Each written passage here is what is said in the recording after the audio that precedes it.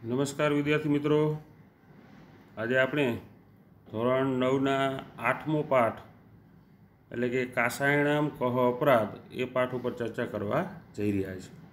વિદ્યાર્થી મિત્રો, આગલા લેક્ચરની અંદર આપણે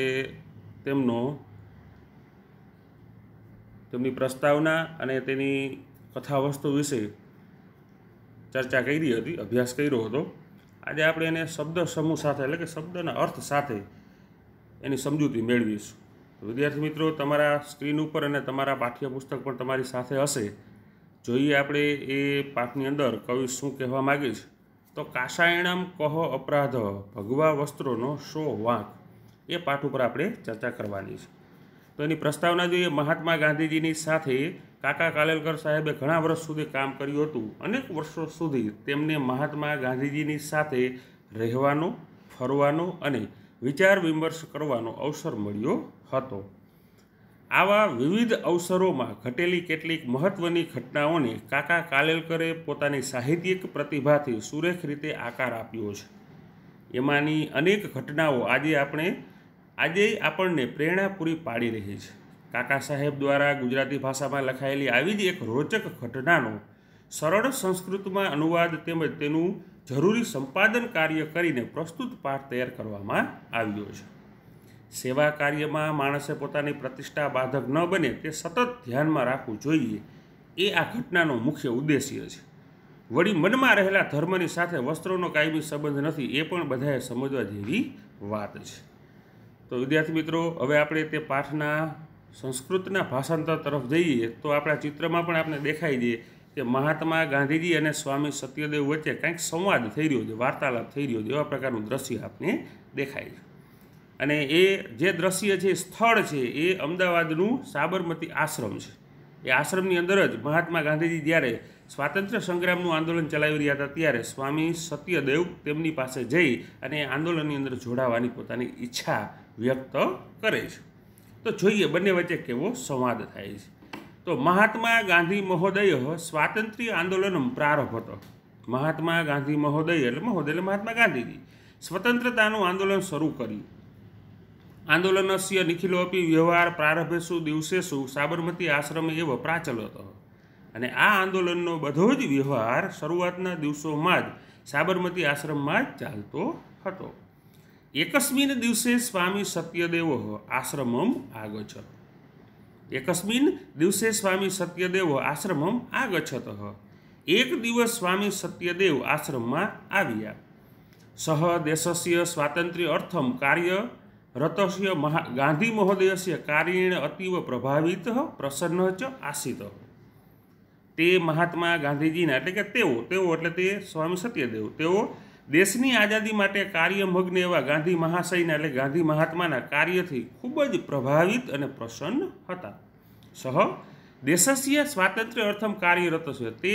તેઓ દેશના સ્વતંત્રતા માટે કાર્યરત રહેલા એવા ગાંધી મહોદયસ્ય મહાત્મા ગાંધીજીના કાર્યથી અત્યંત પ્રભાવિત અને પ્રસન્ન હતા. સહ ગાંધી મહોદયમ અકથયત અહમ ભવતઃ આશ્રમે પ્રવેશમ નિવાસમ ચ ઈચ્છામિ. સહ ગાંધી મહોદયમ અકથયત. તે મહાત્મા ગાંધીજીને એટલે કે તેમણે મહાત્મા ગાંધીજીને કહ્યું કે હું આપના આશ્રમમાં પ્રવેશ અને નિવાસ કરવા ઈચ્છું છું. પ્રવેશમ નિવાસમ ચ ઈચ્છામિ. પ્રવેશ કરવા અને નિવાસ કરવા ઈચ્છું છું. દેશસ્ય સ્વાતંત્રતાએ કાર્યમ કરતો મામ અપી મહત ઈચ્છા વર્તતે. દેશની આઝાદી માટે કાર્ય કરવાની મને બહુ ઈચ્છા છે. મહતી એટલે મોટી એટલે વધારે. તો દેશના સ્વાતંત્રતાના કાર્ય કરવા માટે મને મોટી ઈચ્છા છે, બહુ ઈચ્છા છે, વધારે ઈચ્છા રહેલી છે. હવે સ્વામી સત્યદેવ અને મહાત્મા ગાંધીજી જ્યારે વાત કરે છે ત્યારે આગળ એનો સંવાદ શું કહે છે. તો સત્યદેવસ્ય પ્રસ્તાવમ ગાંધી મહોદય સ્વીકૃતવાન. સ્વામી સત્યદેવના પ્રસ્તાવને મહાત્મા ગાંધીજીએ સ્વીકાર્યું. ગાંધી મહોદય અકથયત. મહાત્મા ગાંધીજીએ કહ્યું કે સાધુ સ્વાગતમ અત્ર ભવતઃ. સરસ, સ્વાગતમ અત્ર ભવતઃ. આપ શ્રીનું સ્વાગત છે. તો સાધુ એટલે સરસ. સાધુ એટલે કોઈ સંત નહીં, પણ સાધુ એટલે સંસ્કૃતમાં સરસ એવો શબ્દ છે. સારું કી સ્વાગતમ અત્ર ભવતઃ. આપ શ્રીનું અહીંયા સ્વાગત છે. આશ્રમો અયમ ભવત એવ. આ આશ્રમ આપનો જ છે.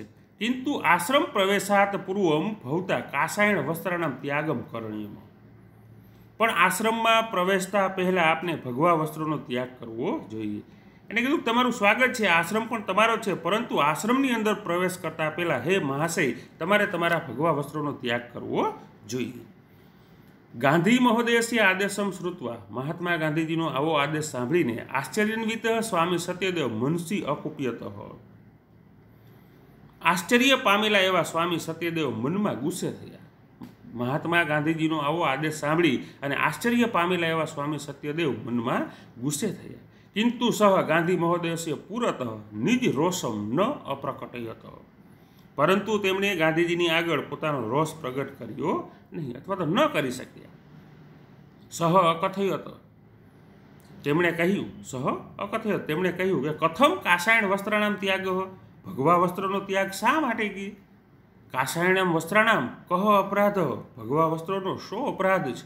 અહમ સંન્યાસી જન, હું સંન્યાસી છું. અહમ સંન્યાસી જન, હું સંન્યાસી છું. અને સંન્યાસીન કાષાયણ વસ્ત્રાણી પરિધારયંતી, સંન્યાસીઓ તો ભગવા વસ્ત્રો ધારણ કરે છે. અહમ કાષાયણ વસ્ત્રાણામ ત્યાગમ કરતું કથમ પ્રવૃત્તો ભવામી, તો હું સંન્યાસી, તો હું ભગવા વસ્ત્રોનો ત્યાગ કરવા કેવી રીતે પ્રવૃત્ત થાઉં એટલે તૈયાર થાઉં. તો હું ભગવા વસ્ત્રોનો ત્યાગ કરવા માટે કેવી રીતે તૈયાર થાઉં? સ્વામી સત્યદેવસ્ય વચનમ શ્રુત્વા શાંત સ્વરેણ ગાંધી મહોદય અકથયત, સ્વામી સત્યદેવનું વચન સાંભળીને શાંત સ્વરે ગાંધી મહોદય એટલે મહાત્મા ગાંધીજીએ કહ્યું. સ્વામી સત્યદેવનું વચન સાંભળી અને શાંત સ્વરની અંદર મહાત્મા ગાંધીજીએ તેને કહ્યું કે ભવતા યદ ઉક્તમ તત્ સત્યમસ્તિ, હે મહાશય આપે જે કહ્યું તે સાચું છે. આપે જે કહ્યું, તમે જે કાંઈ કહ્યું તે સાચું છે. કિંતુ ભવાન સંન્યાસસ ત્યાગમ કરોતુ ઇતિ મમ ન આશય, કિંતુ ભવાન સંન્યાસસ ત્યાગમ કરતું ઇતિ ન મમ આશય, પણ આપ સંન્યાસનો ત્યાગ કરો એમ મારો ઉદ્દેશ્ય નથી, મારો કોઈ આશય નથી, મારો કોઈ હેતુ નથી. પરંતુ હે મહાશય તમે સંન્યાસનો ત્યાગ કરો એવો મારો કોઈ આશય નથી, કોઈ હેતુ નથી. કેવલમ કાષાયણ વસ્ત્રાણામ ત્યાગમ કરતું વદામી, ફક્ત ભગવા વસ્ત્રોનો ત્યાગ કરવાનું જ હું કહું છું. ગાંધી મહોદયસ્ય કથનમ તાત્પર્યમ અજાનાન, મહાત્મા ગાંધીજીના કહેવાનું તાત્પર્ય ન જાણતા સત્યદેવ એટલે સ્વામી સત્યદેવ વિચાર મુદ્રાયામ સ્થિત મૌનમ ચ અવલંબિતવાન, વિચારની મુદ્રામાં ઊભા રહ્યા અને તેમણે મૌન ધારણ કર્યું. આગળ કીશ બંને વચ્ચેનો સંવાદ આગળ શું આવે છે એની વાત કરીશ. તો તસ્ય તાદૃશ્યમ મનોદશા અવગમ્ય, તેમની એટલે તે સ્વામી સત્યદેવની તેવા પ્રકારની મનસ્થિતિને જાણીને સમજીને ગાંધી મહોદય સ્વકીય આશયમ સ્પષ્ટમ કર્તુમ શાંત ભાવેન મૃદુ ભાષાયા ચ સત્યદેવાય અકથયત, તેમની તેવા પ્રકારની મનોદશાને જાણી અને મહાત્મા ગાંધીજી પોતાનો આશય એટલે પોતાનો હેતુ સ્પષ્ટ કરવા માટે શાંત ભાવથી અને મૃદુ ભાષાથી, સરળ ભાષાથી સત્યદેવને કહે છે કે શૃણોતુ ભવાન સાવધાનેન મનસા, શૃણોતુ ભવાન સાવધાનેન મનસા, આપ સાવચેત થઈને મને સાંભળો. આપ સાવચેત થઈ, સાવધાન થઈ અને સાંભળો કે વયમ અન્યસામ સેવામ કરતું પ્રવૃત્તાસ્મ, આપણે બીજાઓની સેવા કરવા માટે લાગેલા છીએ. વયમ અન્યસામ સેવામ કરતું પ્રવૃત્તા સ્મ, આપણે બધા બીજાઓની સેવા કરવા માટે લાગેલા છીએ. એતદ અસ્માકમ ધ્યેયમસ્તિ, અને આ જ આપણો ધ્યેય છે, આ જ આપણું ધ્યેય છે. ભવાન જાનાતી એવો યદ અસ્માકમ દેશે જના, આપ જાણો છો કે આપણા દેશમાં લોકો કાષાયણ વસ્ત્ર ધારીને સંન્યાસીની સેવામાં કરતું સદૈવ સમ ઉત્સુકા ભવંતી, આપ જાણો છો કે આપણા દેશના લોકો ભગવા વસ્ત્ર ધારણ કરનારા સંન્યાસીની સેવા કરવા માટે હંમેશા ઉત્સુક હોય છે. ઉત્સુક એટલે તૈયાર હોય છે.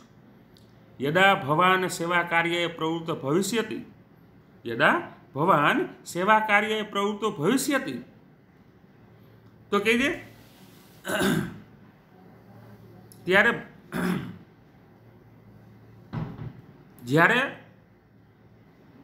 આપ જ્યારે સેવા કાર્ય માટે પ્રવૃત્ત થશો ત્યારે, આપ જ્યારે સેવા કાર્ય કરવા માટે પ્રવૃત્ત થશો ત્યારે ભવંતમ દ્રષ્ટવા એકતઃ તે ભવતઃ સેવા કાર્ય ન અંગીકરિષ્યતિ, ભગવા વસ્ત્રો ધારણ કરેલા આપને જોઈને એક બાજુ તેઓ આપની સેવા કાર્યનો સ્વીકાર કરશે નહીં, એક પણ વ્યક્તિ આપની સેવાનો સ્વીકાર કરવા તૈયાર થશે નહીં. अपरत भवतः सेवां कर्तुं प्रवृत्ता भविष्यन्ति। बीजी बाजु तेओ आपनी सेवा करवा प्रवृत्त थशे। जो भगवा वस्त्रो सांभळो, जे भगवा वस्त्रो जोशे तो ए तमारी सेवानो तो स्वीकार नहीं करे, उल्टाने तमारी सेवा करवा माटे हमेशा तैयार थशे। बीजी बाजु तेओ आपनी सेवा करवा माटे प्रवृत्त थशे। अनेन किम अस्माकं ध्येयस्य हानि न भविष्यति। आनाथी शुं आपणा ध्येयनी हानि नहीं थाय के? संन्यासस्तु मनोगतः संकल्पः एव। संन्यासः तु मनोगतः संकल्प एव। संन्यास ए तो मनमा धारण करेलो, मनमा रहेलो संकल्प छे। तस्य परिधानेन सह संबंध कदापि कयापि दृष्ट्वा न योग्य। तस्य परिधानेन सह संबंध कयापि दृष्ट्वा न योग्य। तेनो वेशभूषानी साथे संबंध कोईपण दृष्टिए जोवो योग्य नथी। એટલે કે વસ્ત્રો સાથેનો તેનો સંબંધ કોઈપણ રીતે જોવો યોગ્ય નથી। અહમ નિશ્ચિતમ મન્યે યત કાષાયણ વસ્ત્રાણામ ત્યાગેન સંન્યાસ ત્યાગ ન એવ ભવિષ્યતિ।